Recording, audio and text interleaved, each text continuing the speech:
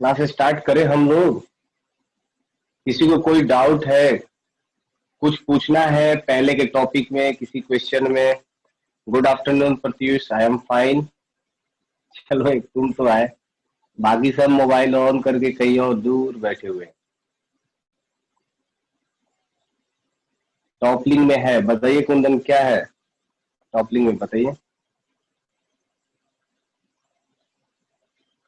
Unmute करिए, बोल सकते हैं, कोई दिक्कत नहीं है, क्योंकि हम लोग 3-4 लोग ही है, ये ऑप्शनल क्लास है, तो अनम्यूट करके बोल सकते हैं।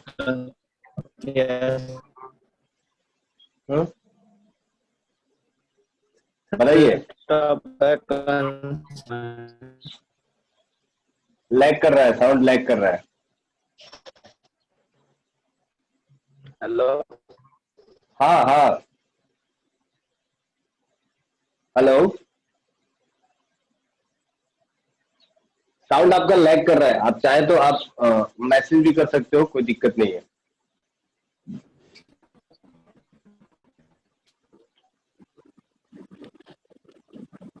बोलो बोलो।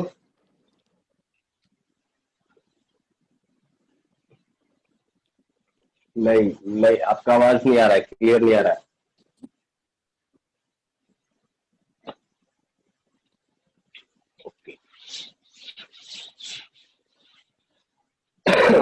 देखिए, टॉपलिंग में आपको बता दूं, टॉपलिंग का मतलब क्या होता है कि कोई भी ऑब्जेक्ट अगर रखा हुआ है ऐसा, है ना, कोई भी अगर ऑब्जेक्ट रखा हुआ है और आप इस पर एक फोर्स लगा रहे हैं, किसी भी पॉइंट पर, सपोज दैट कि आपने फोर्स लगाया, and this surface is rough, and this surface is rough, तो आप जो इस फोर्स लगाएंगे इसको, अगर ये फ्रिक्शन नहीं होता तो इसका सेंटर ऑफ मास आगे की तरफ मूव कर जाता। करेक्ट? क्यों? क्योंकि इसको रोकने के लिए एक्स डायरेक्शन में और कोई दूसरा फोर्स ही नहीं है। लेकिन सपोज दैट कि इस पर एक फ्रिक्शन लग रहा है पीछे की तरफ, है ना, ये फ्रिक्शन लग रहा है पीछे की तरफ, जो कि F is equal to F R, जो फ्रिक्शन फोर्स है या तो F से बड़ा या इसके बराबर है। इन दैट कंडीशन ये जो फोर्स लगेगा ये इस ऑब्जेक्ट को आगे की तरफ, मतलब ट्रांसलेशनल मोशन नहीं प्रोवाइड कर पाएगा, बट ये जो फोर्स है ये एक टॉर्क जनरेट जरूर करेगा, और ये टॉर्क जनरेट करके इसको कोशिश करेगा कि इसको हम लोग इसको टॉपल करा दे, बेंड करा दे, गिरा दे। तो जब ये टॉपलिंग करने के कंडीशन में होगा तो ये ब्लॉक जो है वो कुछ आपको इस तरह से दिखेगा, ये कुछ ऐसा। तो ये एक कॉर्नर के अबाउट, इस पॉइंट के अबाउट ये क्या करेगा, ये टॉपल कर जाएगा, ऐसा गोल घूम जाएगा। तो जैसे ही ये इस पॉइंट के अबाउट ऐसा ये रोटेट कर जाएगा, तो जो नॉर्मल फोर्स होगा वो इसी पॉइंट के थ्रू पास होने लगेगा, है ना। इनिशियली नॉर्मल फोर्स कहाँ लग रहा था, अबाउट दिस पॉइंट, ये जो लग रहा था ना, ये नॉर्मल फोर्स होता था। किसी का तो अनम्यूट हो चुका है, बोला शारिक।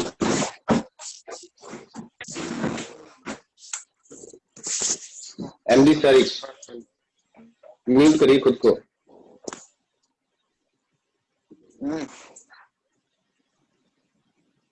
एमडी शारिक,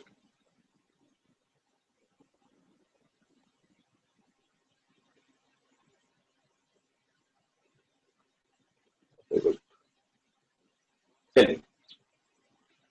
तो ये जो ऑब्जेक्ट है, ये जो फोर्स जो लग रहा है ना इसके ऊपर, ये क्या करेगा, इस ऑब्जेक्ट को टॉर्क प्रोवाइड करेगा अबाउट दिस पॉइंट, और ये ऑब्जेक्ट ऐसा फॉल डाउन हो जाएगा, ये बेंड हो जाएगा, और ये फिगर कुछ ऐसा दिखेगा।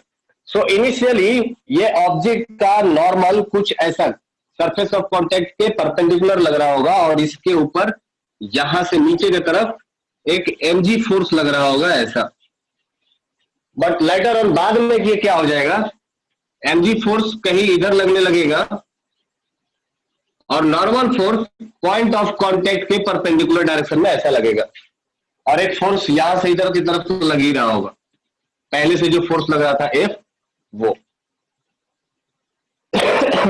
टॉपलिंग का एक एग्जांपल ऐसा भी है, देखो ये ऐसा है टॉपलिंग। अब सपोज दैट कि ये जो पाम है, पाम की जगह पर ये लेते हैं, सपोज दैट ये एक मेरा ब्लॉक है और इस पर मैं फोर्स लगाने जा रहा हूं, है ना। तो ये फोर्स मैं अगर लगाता हूं ऊपर टॉप साइड में, तो देखो ये टॉप बेंड हो गया and this is doing toppling about its edge. ये जो एज जो दिख रहा है, इस एज के अबाउट ये गिर जाएगा, बेंड हो जाएगा, रोटेट हो जाएगा, इसी को हम लोग बोलते हैं टॉपलिंग, करेक्ट। अगर हम लोग ये फोर्स बॉटम में लगाते तो ये टॉपल नहीं करता, देखिए ये मूव कर जाएगा सामने के डायरेक्शन में। बट यही फोर्स अगर हम लोग टॉप के डायरेक्शन में लगाते हैं तो ये टॉपल कर जाता है। आई बात समझ में? तो ये टॉपल कब करेगा? जब आपके द्वारा लगाया गया फोर्स, हमारे द्वारा जो लगाया गया फोर्स है, इसके कारण जो टॉर्क आएगा क्लॉकवाइज और mg की वजह से जो टॉर्क आएगा एंटी क्लॉकवाइज, अगर ये mg की वजह से टॉर्क से ज्यादा हो गया तो ये गिर जाएगा, टॉपल कर जाएगा, इसी को बोलते हैं टॉपलिंग। एक बार फिर से मैं बताता हूं, देखिए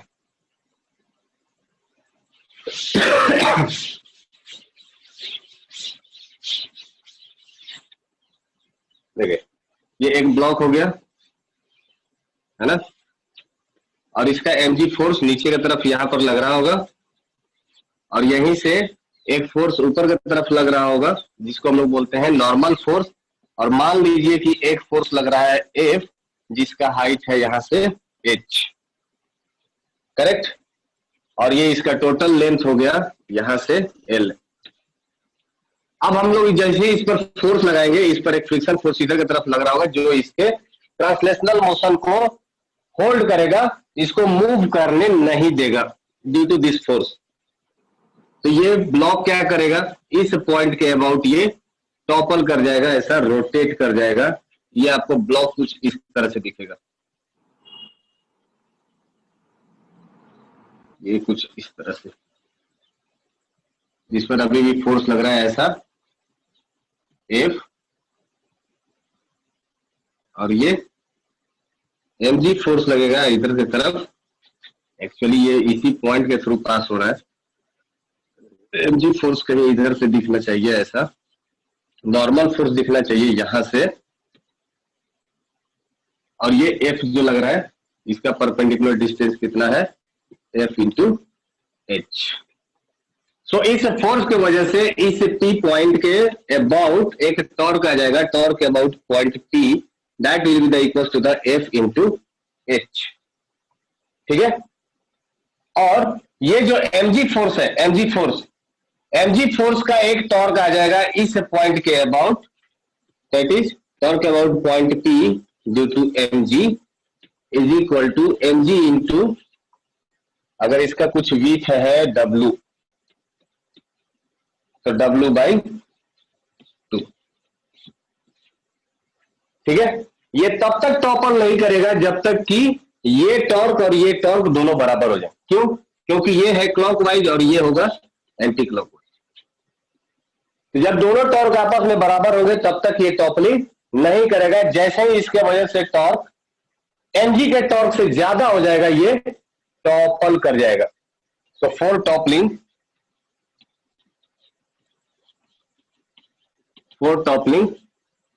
F into H should be equals to mg into W by 2। तो यहां से हम लोग H का वैल्यू निकाल सकते हैं कि फोर्स कितने हाइट पर लगाया जाए कि ये टॉपलिंग हो जाए। ऐसे और भी एग्जांपल्स है, इस पर कर सकते हैं। फॉर एग्जांपल जैसे आप दौड़ते दौड़ते जा रहे हैं, ऑल ऑफ द सडन आपने ब्रेक लगा दिया, मतलब आपके पैर रुक गए, तो आप सामने की तरफ गिर जाओगे।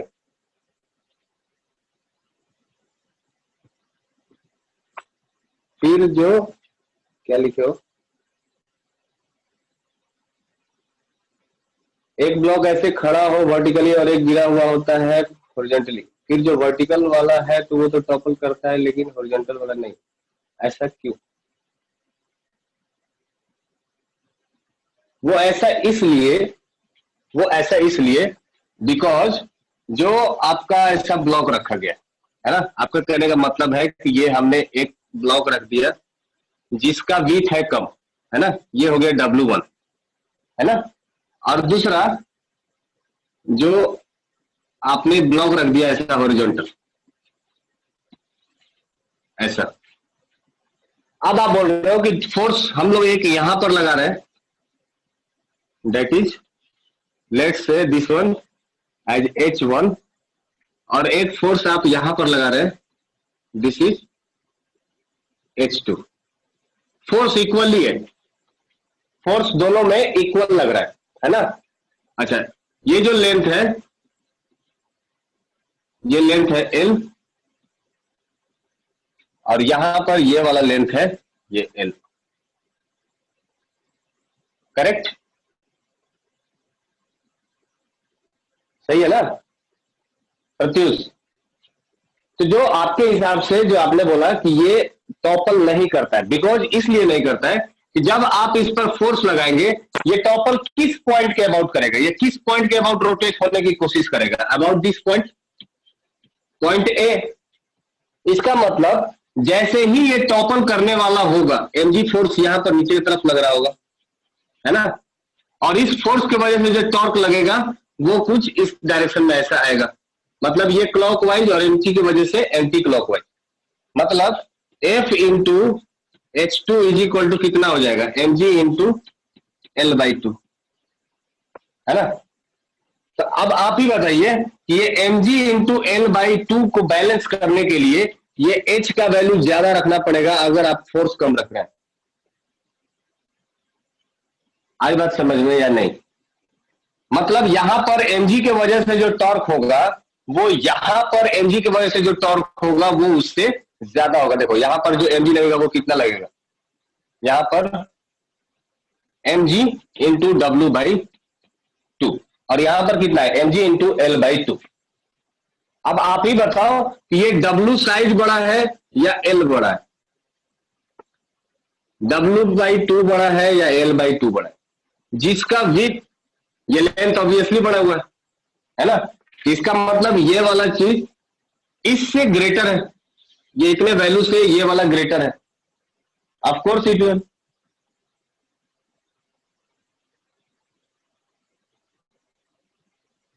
हाँ ऑफ कोर्स।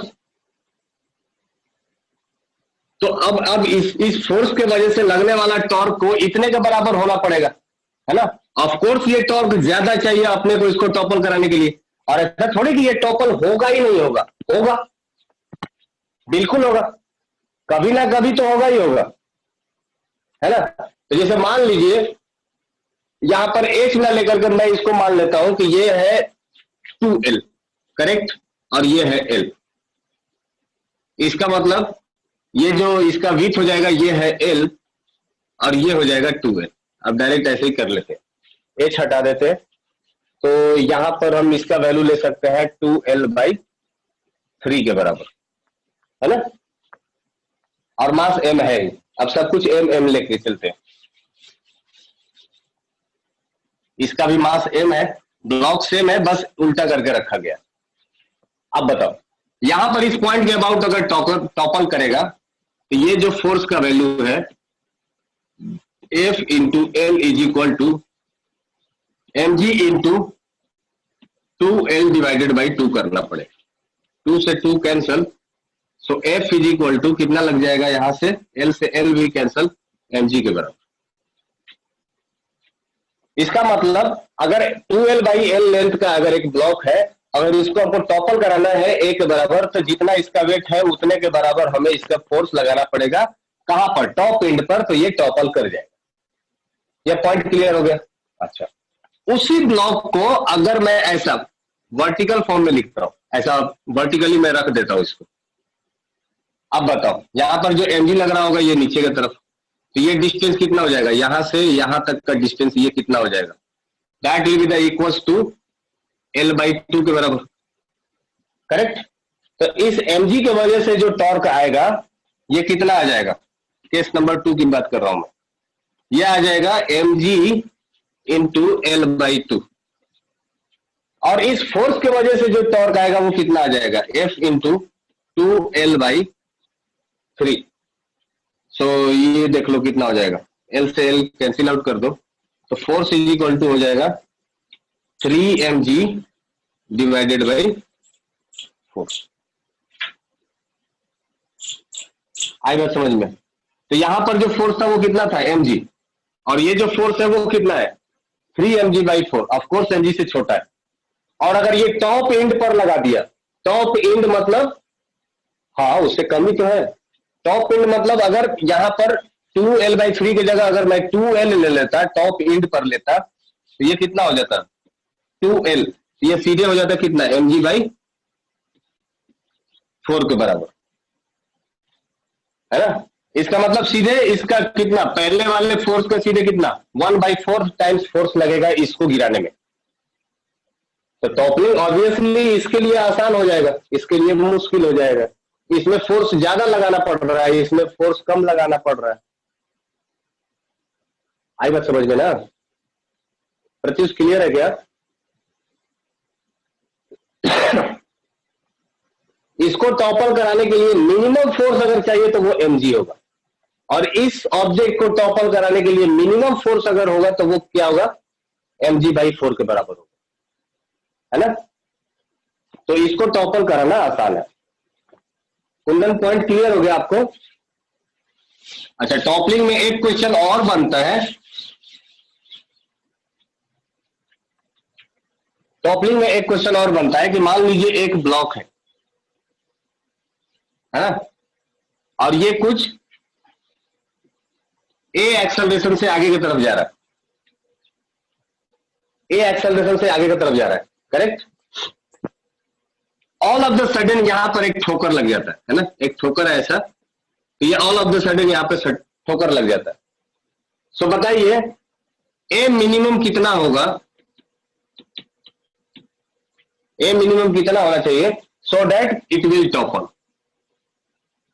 मास है m, और ये विड्थ है यहां से l,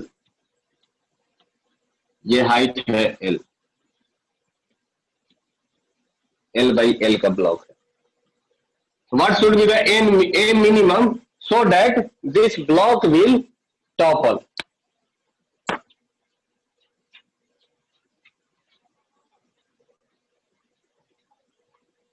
बोलिए।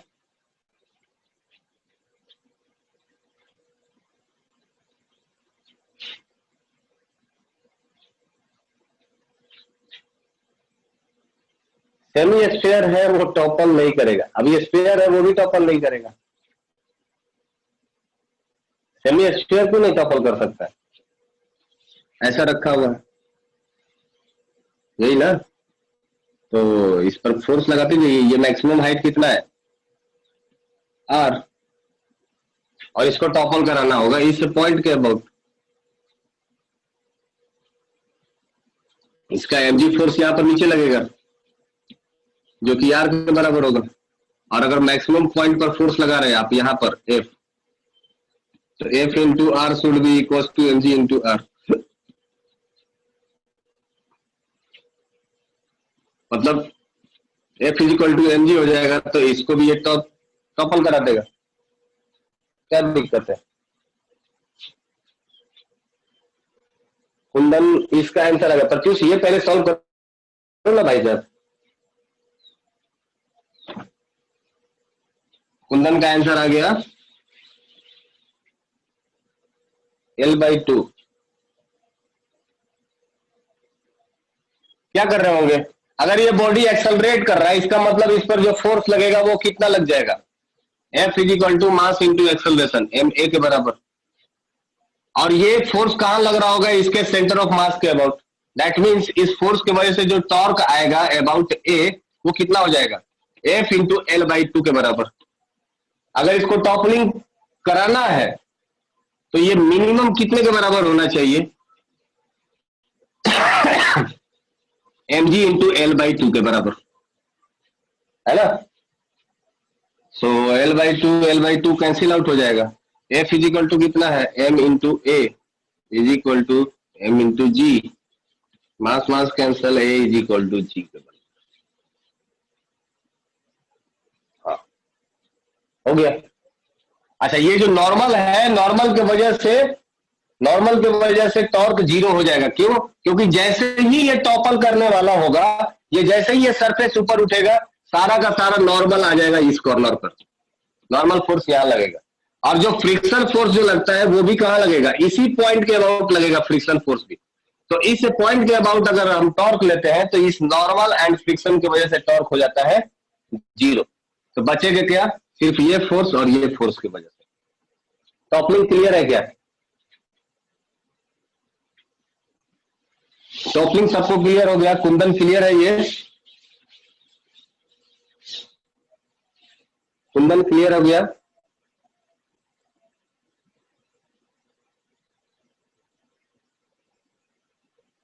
आयुषी, काजू,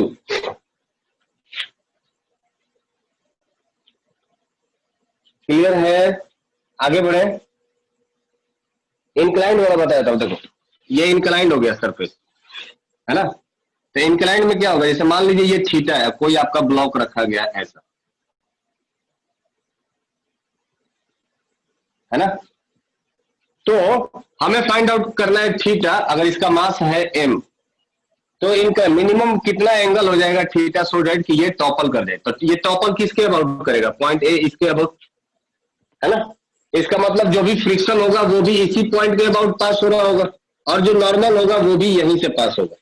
इन दोनों की वजह से टॉर्क क्या हो जाएगा? जीरो। अब सिर्फ और सिर्फ mg फोर्स लगेगा।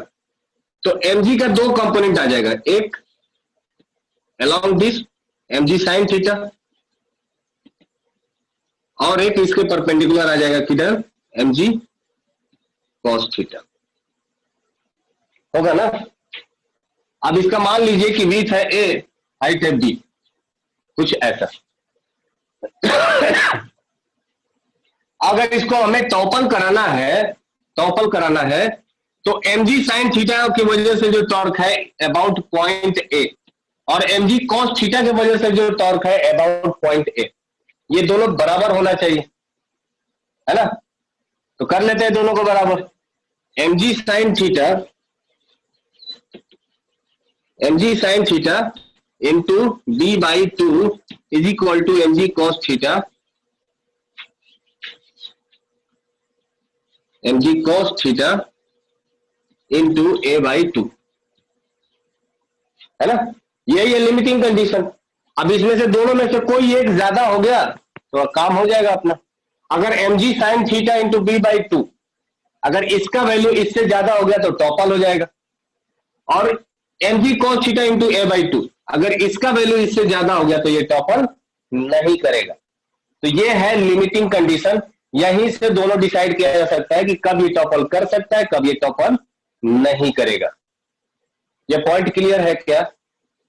अगर ये क्लियर है तो m से m उतर दीजिए, g से g उतर दीजिए, फिर यहां से बच जाएगा 2 से 2 cancel out. So tan theta is equal to बच जाएगा कितना? a बाई b के बराबर, है ना? So theta is equal to हो जाएगा कितना? tan inverse a by b। आप सोच लीजिए कि अगर ये ब्लॉक क्यूबिकल होता, that is a is equal to b हो जाता, तो थीटा का वैल्यू कितना हो जाएगा? डायरेक्ट 45 डिग्री होगा ना? For a is equal to b, theta is equal to 45 degree होगा ना क्यूबिकल ब्लॉक के लिए। अगर a is equal to b हो जाए तो ये 1 हो जाएगा, और tan 45 1 होता है। इसका मतलब लिमिटिंग जो थीटा का वैल्यू हो जाएगा वो कितना हो जाएगा? 45। अगर 45 से ज्यादा हुआ, इसका मतलब साइन थीटा ज्यादा हो जाएगा। 45 से ज्यादा होगा तो साइन थीटा ज्यादा हो जाएगा, तो ये टॉपल कर जाएगा। और 45 से कम हुआ तो कॉस थीटा ज्यादा हो जाएगा, तो ये टॉपल नहीं कर पाएगा। क्लियर है कुंदन? हो गया क्या? ओके देन अगर ये टॉपिक समझ में आ गया तो अब आते हैं हम लोग सीटीआरएम में, combined rotational and translational motion. Good. CTRM बहुत ही इंपॉर्टेंट है ना। आपका जो भी जेई या एडवांस जो कुछ भी अगर आप प्रिपरेशन करना चाह रहे हो या कर रहे हो, तो उसमें एवरी ईयर इससे एक क्वेश्चन आता है। मोस्ट प्रोबेबली 100 में से 90% चांस है कि एक क्वेश्चन सीटीआरएम से क्वेश्चन आएगा ही आएगा। ठीक है, तो इसको हम लोग बोलते हैं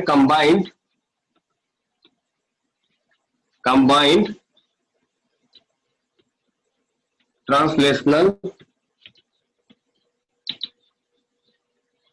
and rotational motion. Rotational motion मतलब तो समझ ही गए होंगे कि एक ऑब्जेक्ट जिसके पास ट्रांसलेशनल और रोटेशनल मोशन दोनों होगा उसी को हम लोग क्या बोलेंगे, सीटीआरएम, है ना, combined translational and rotational motion. तो जो सीटीआरएम है इनको हम लोग दो पार्ट में तोड़ देते हैं। अच्छा, ये हम लोग पढ़ने किसके वाले हैं, रिजिड बॉडी के लिए।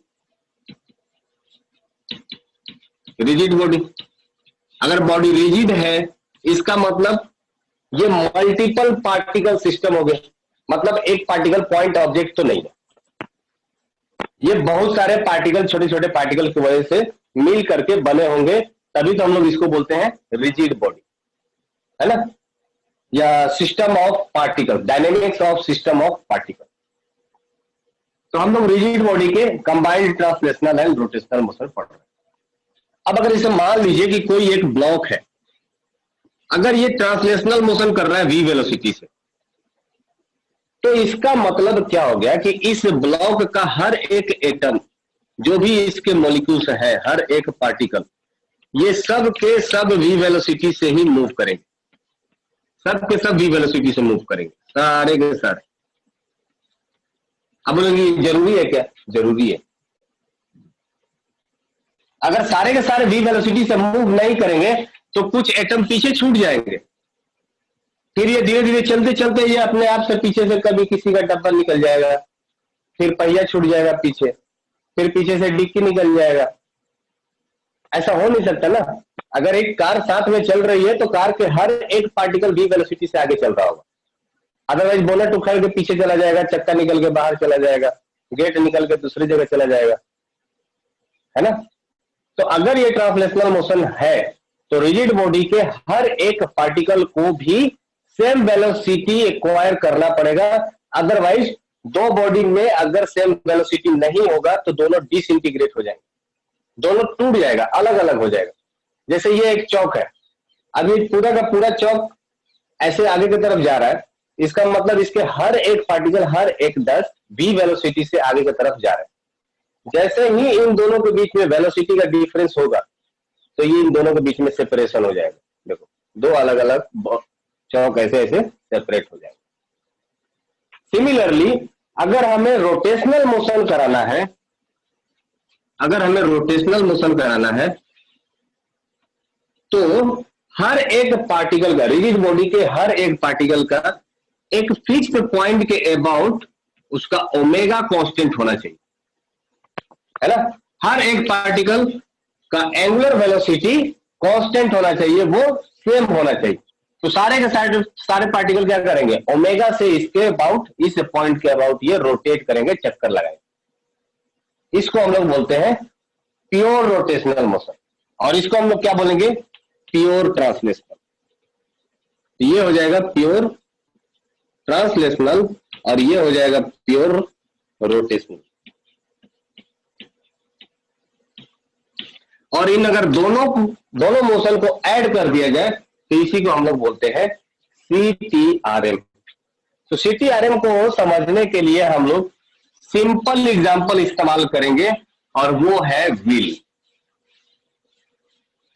ठीक है। सो अगर एक व्हील प्योर ट्रांसलेशनल मोशन करेगा, अगर एक व्हील प्योर ट्रांसलेशनल मोशन करेगा दैट मीन्स कि इसको समझ लीजिए कि हम लोग घसीट के आगे की तरफ लेके जा रहे हैं, ऐसा खींच के बाहर की तरफ लेकर के आ रहे हैं, कोई रोलिंग नहीं है। इसका मतलब इस रिंग पर लगने वाले हर एक पार्टिकल का जो वेलोसिटी होगा, अगर ये v सेंटर ऑफ मास है तो हर एक पार्टिकल का velocity v centre of mass ही रहेगा। v सेंटर ऑफ मास, इस पार्टिकल का भी इधर की तरफ ही रहेगा v सेंटर ऑफ मास। नामकरण कर देते हैं A, B, C and D। Similarly अगर यही व्हील सिर्फ और सिर्फ अपने एक्सिस पर रोटेट कर रहा है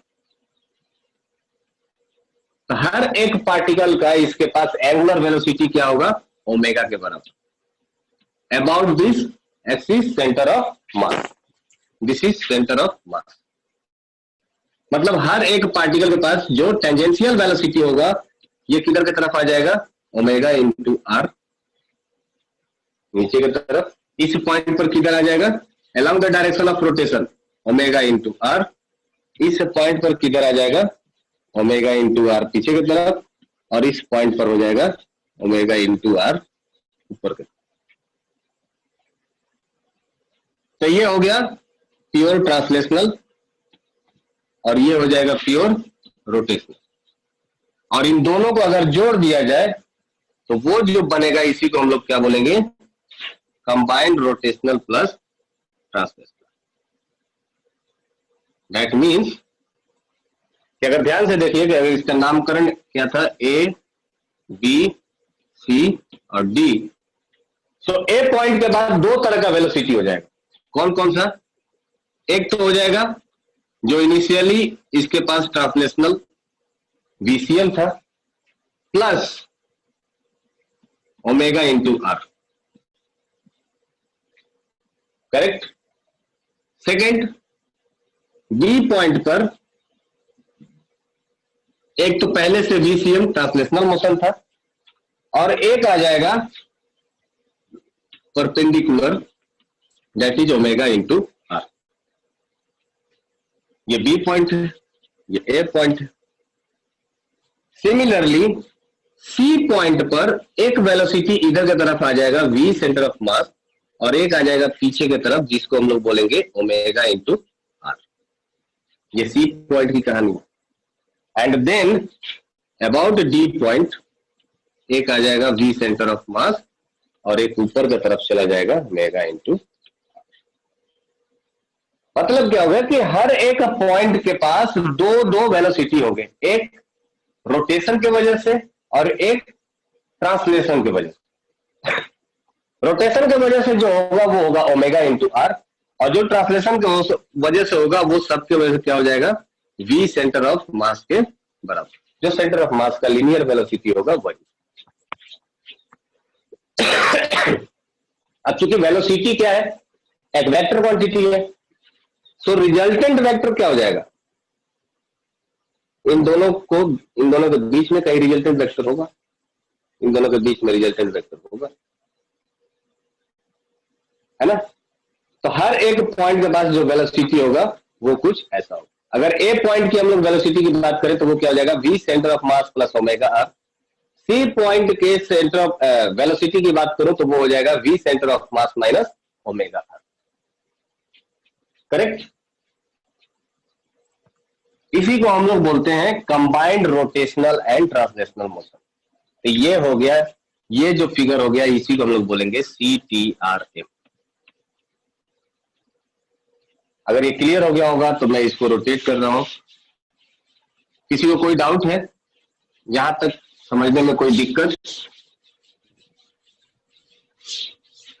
प्रत्युष, कुंदन, आयुषी, क्लियर है। मतलब ये फिगर आपको हमेशा ध्यान में रखना पड़ेगा कि अगर कोई ऑब्जेक्ट CTRM कर रहा है तो उसके पास दो वेलोसिटी होगा, एक ड्यू टू रोटेशनल और एक होगा ड्यू टू ट्रांसलेशनल मोशन। दोनों का डायरेक्शन आपको पता होना चाहिए। रोटेशनल की वजह से अगर आप टेंजेंशियल वेलोसिटी लेते हैं तो किसी भी पॉइंट पर अगर आपको टेंजेंशियल वेलोसिटी चाहिए तो आप क्या करेंगे, वहां पर आप टेंजेंट ड्रॉ करिए along the direction of rotation. अब इसमें एक बहुत ही इंपॉर्टेंट टर्म्स इस्तेमाल किया गया है जिसको हम लोग बोलते हैं प्योर रोल। प्योर रोलिंग, इसका मतलब क्या हो गया?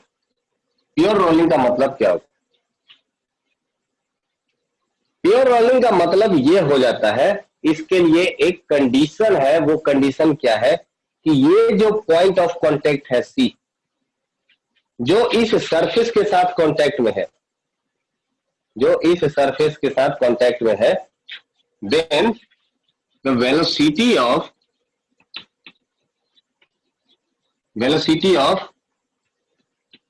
point of contact with surface, that is C in the given figure। इस फिगर में C है वो, the given figure। The velocity of point of contact with surface should be same as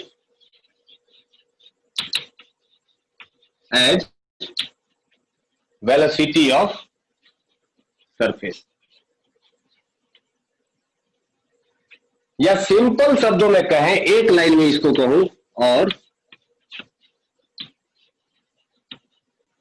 relative velocity of point of contact with respect to surface is 0। दोनों का मतलब एक ही हो गया। ये एक ही लाइन में मैंने बता दिया कि हम कहना क्या चाह रहे हैं।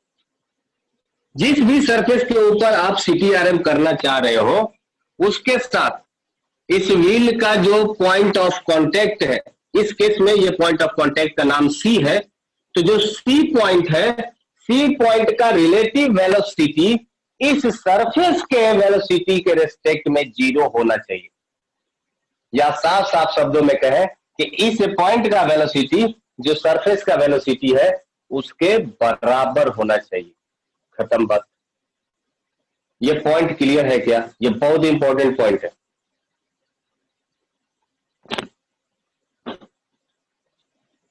ये क्लियर हो गया? ये समझ में आया क्या? ये पॉइंट कि जो भी सरफेस है उसके वेलोसिटी के बराबर इस पॉइंट ऑफ कांटेक्ट का वेलोसिटी होना चाहिए। अगर ये पॉइंट क्लियर है तो फिगर के हिसाब से इस पॉइंट के पास जो वेलोसिटी है वो कितना है, फिगर के हिसाब से इस पॉइंट के पास जो वेलोसिटी होगा वो कितना हो जाएगा? v सेंटर ऑफ मास इधर की तरफ है, दिस इज पॉइंट सी, और ये हो गया v सेंटर ऑफ मास, और ये पीछे की तरफ रोटेशनल वेलोसिटी होगा ओमेगा इंटू आर। इसका मतलब velocity of C is equal to कितना हो जाएगा? Velocity of center of mass minus omega into are.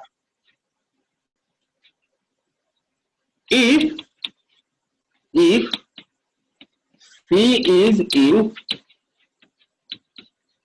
contact with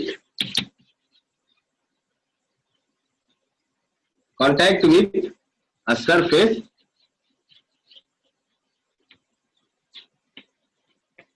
whose velocity is 0,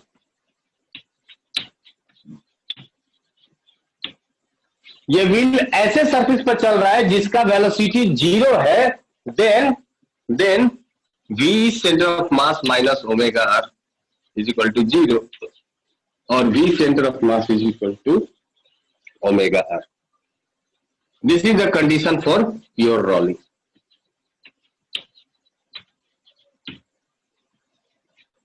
ये क्लियर है?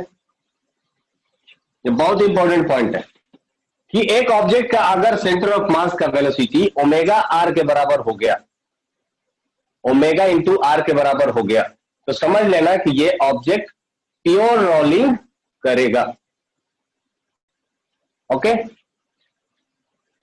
और मान लीजिए कि जिस सरफेस के साथ ये कांटेक्ट में है, जिस सरफेस के साथ ये कांटेक्ट में है, अगर वो सरफेस भी मूव कर रहा है तो क्या करेंगे?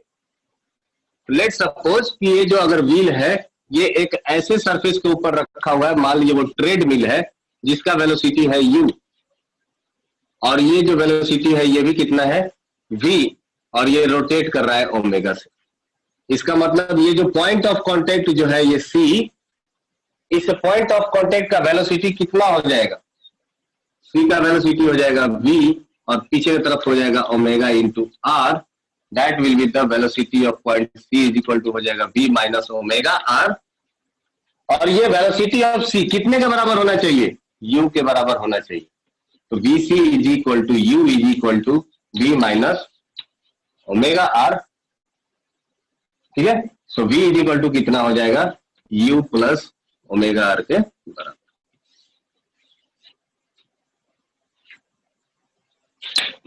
ये क्लियर हो गया? बात समझ में आई है या नहीं आई?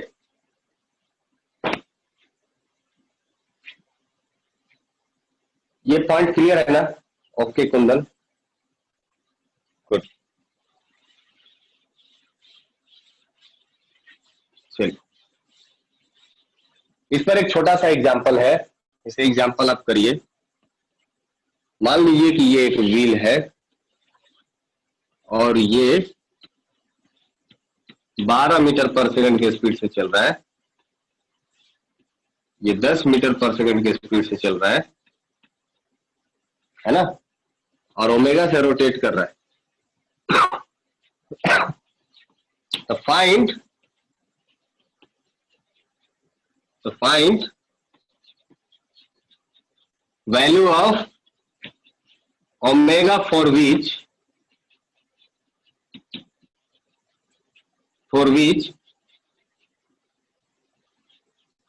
will does pure rolling।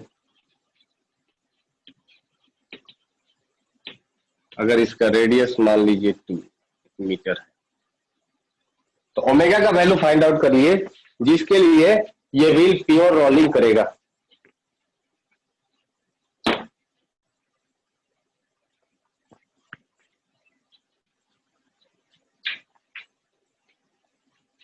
बताइए।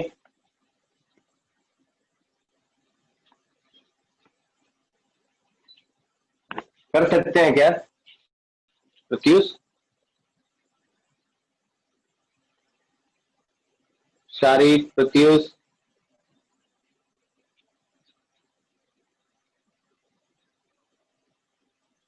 बताइए आंसर कितना होगा?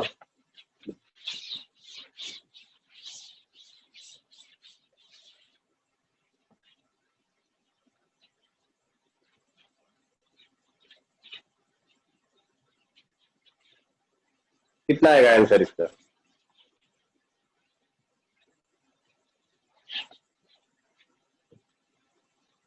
-32, पता नहीं।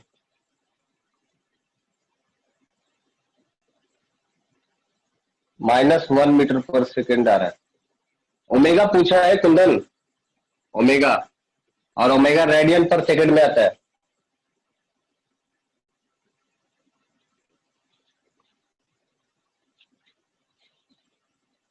तो हम लोगों से पूछा गया है कि ये सी, देखो ओमेगा फाइंड आउट करना है, इसका मतलब ये जो पॉइंट सी है, सी का जो वेलोसिटी हो जाएगा वो कितना हो जाएगा? 10, that is the V centre of mass, minus of omega into R. So omega into R की जगह कितना हो जाएगा? 2 मीटर पर सेकेंड इज इक्वल टू, यह वेलोसिटी कितने के बराबर होना चाहिए? जो जिस सरफेस पर रखा गया है उस सरफेस के बराबर, मतलब ये हो जाएगा 12। सो ओमेगा इंटू आर ये कितना हो जाएगा? 10 minus 12 is equal to omega into 2। So omega is equal to कितना हो जाएगा? -1 रेडियन पर सेकेंड। -1 मतलब क्या हो गया कि जो हमने ये ओमेगा एज्यूम किया है, जो डायरेक्शन हम लोग मान रहे हैं क्लॉकवाइज, एक्चुअल में वो जो व्हील है वो ऐसे रोटेट ना होकर के एंटी क्लॉकवाइज रोटेट करे। यही तो नेगेटिव साइन रिप्रेजेंट कर रहा है।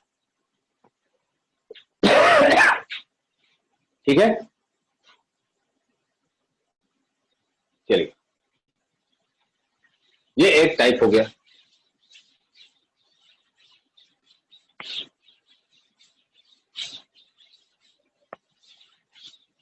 देखिए प्योर रोलिंग से, अच्छा प्योर रोलिंग के और भी बहुत सारे नाम है ना। जैसे प्योर रोलिंग को हम लोग बोलते हैं, या तो प्योर रोलिंग कह लीजिए,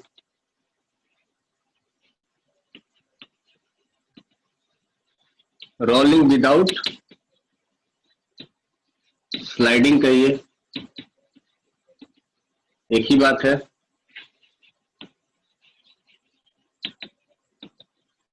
सफिशिएंट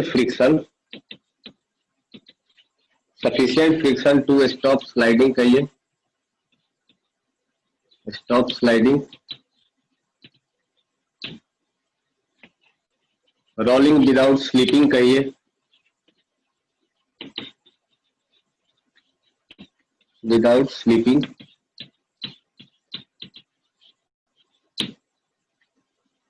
ये सब एक ही चीज है, प्योर रोलिंग। अच्छा ये प्योर रोलिंग कराता कौन है? Who is responsible for pure rolling?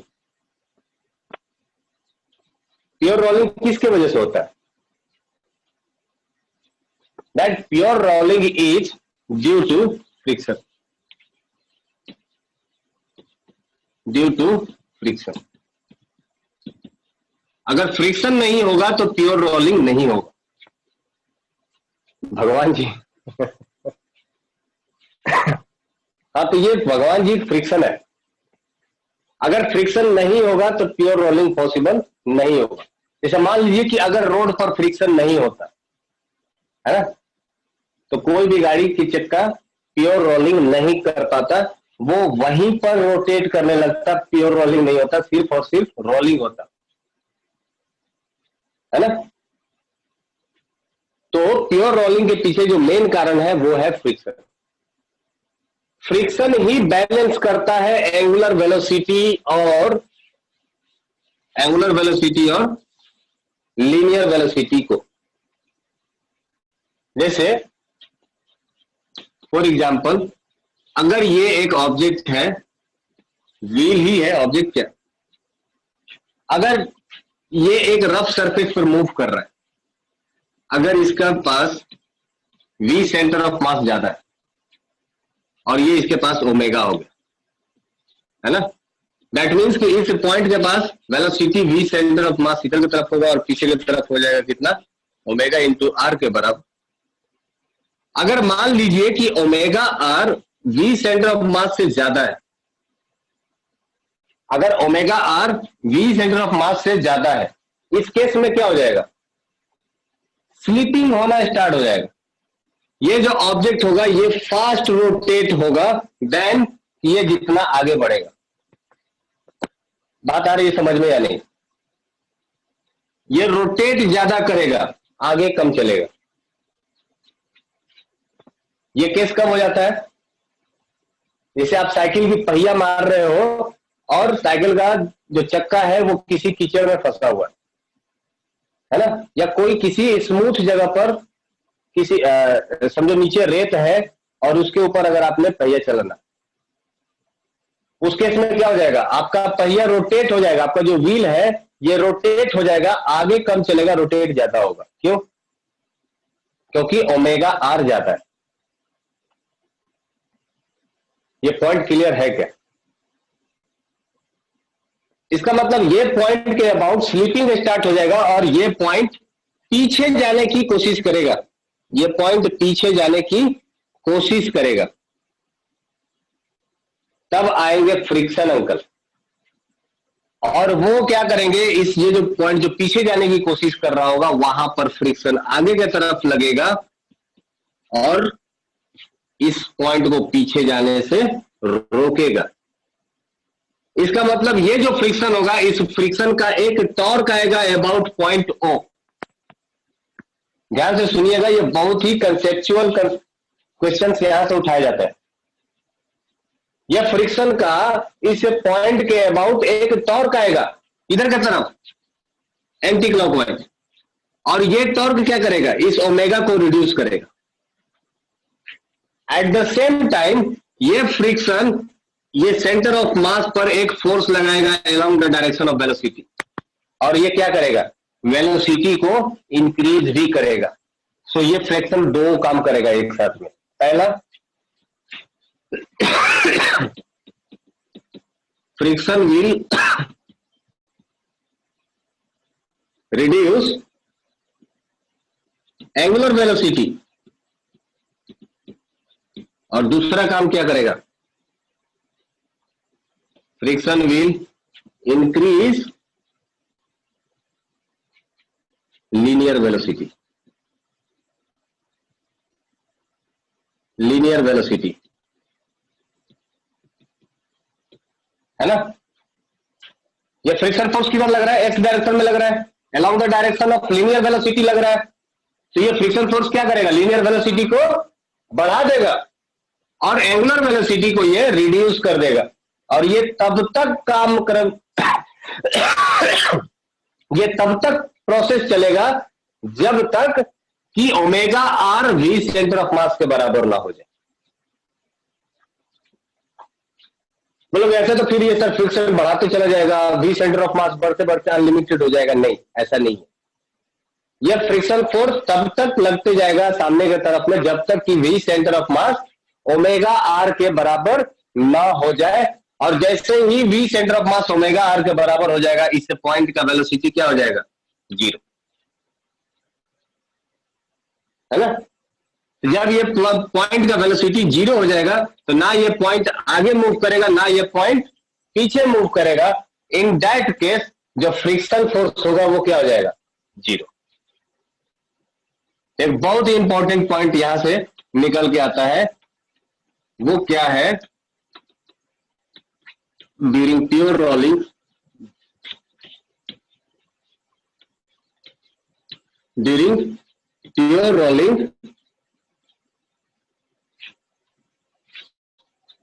Friction force is equal to हो जाता है जीरो,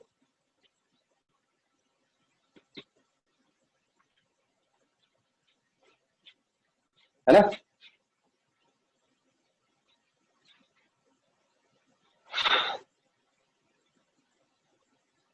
अब फ्रिक्शन लगेगा भी तो कौन सा लगेगा, स्टैटिक फ्रिक्शन।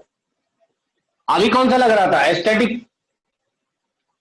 अभी स्लाइड कर रहा था तभी कौन सा लग रहा था, काइनेटिक फ्रिक्शन। जैसे ही इस पॉइंट का वेलोसिटी जीरो हो जाएगा तो फ्रिक्शन कौन सा लगने लगेगा, स्टैटिक फ्रिक्शन लगेगा, है ना। ठीक है, ये पॉइंट समझ में आ गया सबको। फ्रिक्शन का रोल क्या है, ओमेगा को या तो बढ़ाना या घटाना, लीनियर वेलोसिटी को बढ़ाना या घटाना। This is the case number one. Case number one, जब omega V centre of mass से बड़ा हो जाए तब, omega R V centre of mass से बड़ा हो जाए तब। सेकंड केस, जब V centre of mass omega R से बड़ा हो जाए तब। अब बताइए कि फ्रिक्शन फोर्स का रोल क्या है। मल्टीपल चॉइस क्वेश्चन में मैं यहां से पूछ सकता हूं कि what will friction does. Option A, it will increase angular velocity, it will decrease angular velocity. Option, ये तो ए बी हो गया। ऑप्शन सी हो जाएगा, it will increase linear velocity, it will decrease linear velocity. बताइए, कुंदन का कहना है ए एंड डी, मतलब एंगुलर वेलोसिटी को इंक्रीज करेगा और लीनियर वेलोसिटी को डिक्रीज करेगा, यही ना Kundan.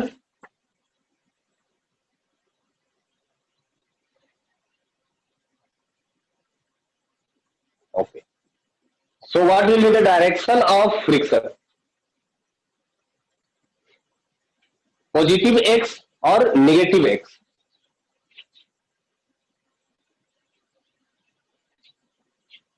What will be the direction of friction? Negative. Yes, good. Very good. Yes. So direction of friction will be negative, और जब डायरेक्शन ऑफ फ्रिक्शन नेगेटिव हो जाएगा तो इसका मतलब क्या करेगा, ये कि लीनियर वेलोसिटी को डिक्रीज करेगा और इस फ्रिक्शन की वजह से जो टॉर्क आएगा वो along the direction of omega होगा, तो ये इसके एंगुलर वेलोसिटी को इंक्रीज कर देगा। ये बात समझ में आई? फ्रिक्शन फाइंड आउट कर सकते हैं क्या? चलिए, तो इस पर एक एग्जांपल बता दीजिए फिर। अगर मान लीजिए कि ये एक इंक्लाइंड प्लेन है and it has sufficient friction to provide pure rolling. This is theta.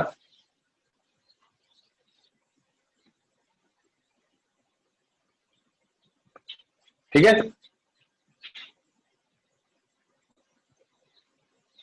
तो ये ऊपर की तरफ जा रहा है,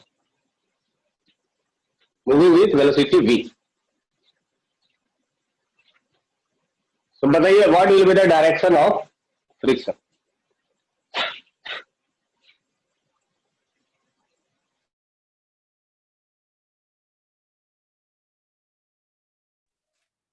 What will be the direction of friction?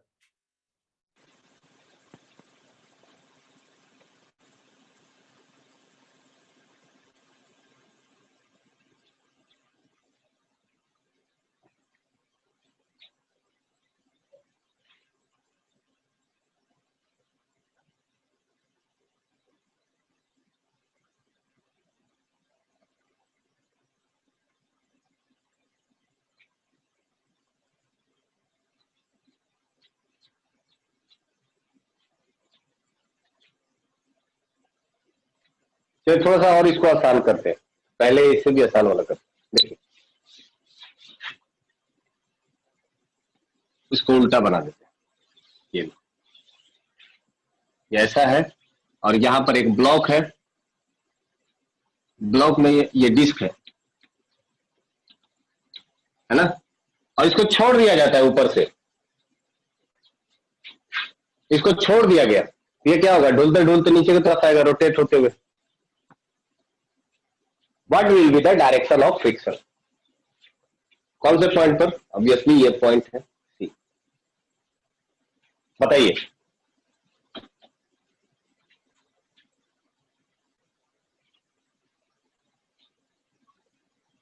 बताइए।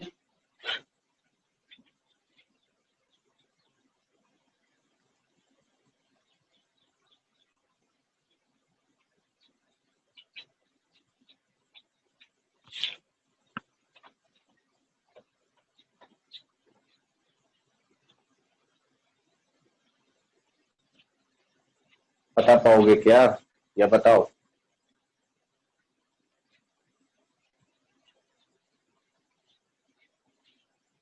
बोलो बोलो।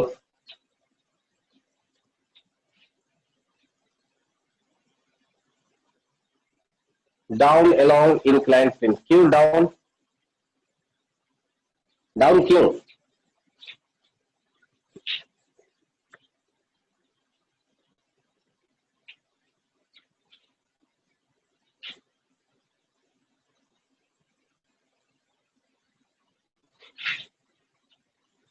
देखिए, फ्रिक्शन के लिए मैं सबसे आसान तरीका बताऊं, अगर इस तरह के क्वेश्चन मिले, सबसे आसान और सबसे बेस्ट तरीका है, ज्यूम कर लीजिए कि फ्रिक्शन है ही नहीं। मान लीजिए कि फ्रिक्शन नहीं है, अगर फ्रिक्शन नहीं है तो यहां पर नीचे की तरफ क्या लगेगा? mg sin थीटा लगेगा, जो इस ब्लॉक को खींच करके नीचे की तरफ लेकर के आएगा। करेक्ट? अगर ये फ्रिक्शन नहीं होता तो ये पॉइंट का जाने का टेंडेंसी किधर था? नीचे की तरफ, है ना? तो रिलेटिव मोशन को रोकने के लिए फ्रिक्शन किधर लगेगा? ऊपर की तरफ।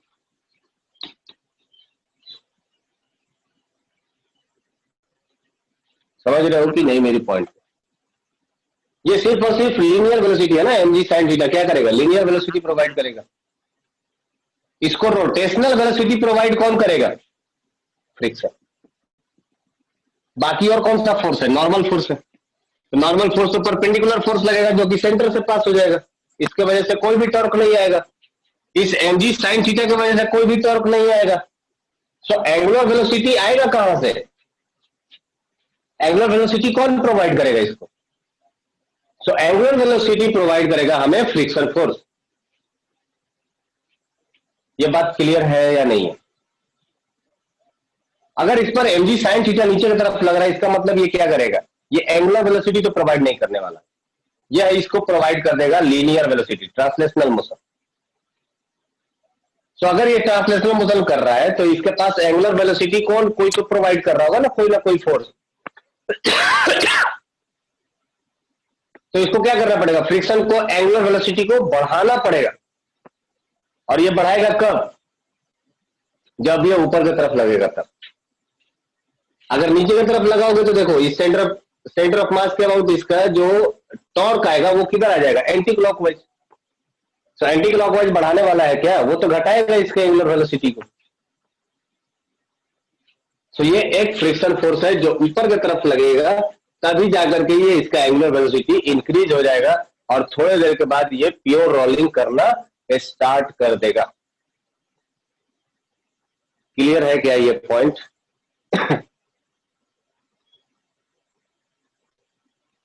तो समझ गए? चलिए, सो एक क्वेश्चन आपके होमवर्क के लिए है कि अब आप बताइए कि ये थोड़ा देर रोल करके आया, ऐसा स्ट्रेट गया है ना, और फिर ये चढ़ गया ऐसा।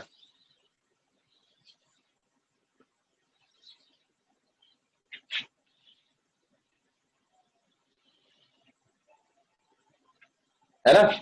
तो ये यहां से रोल करते हुए आया, यहां पर भी रोल करता रहा ऐसा, एंड देन फिर ये ऊपर की तरफ चढ़ने लगा। तो this is path A and B. दोनों पॉइंट पर डायरेक्शन ऑफ फ्रिक्शन बताइएगा। हो जाएगा?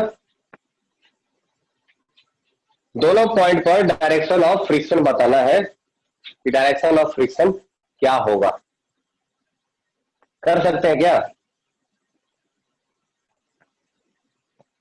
हाँ जी, कुंदन कर लोगे?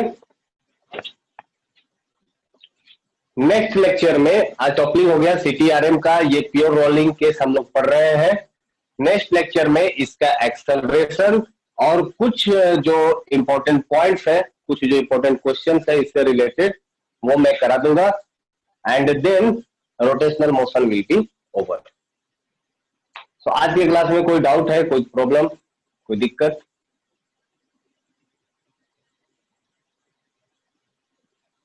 बोलिए। No problem.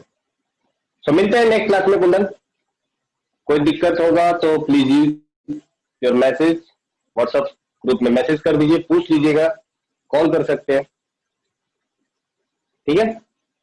Till then keep practicing. Bye bye.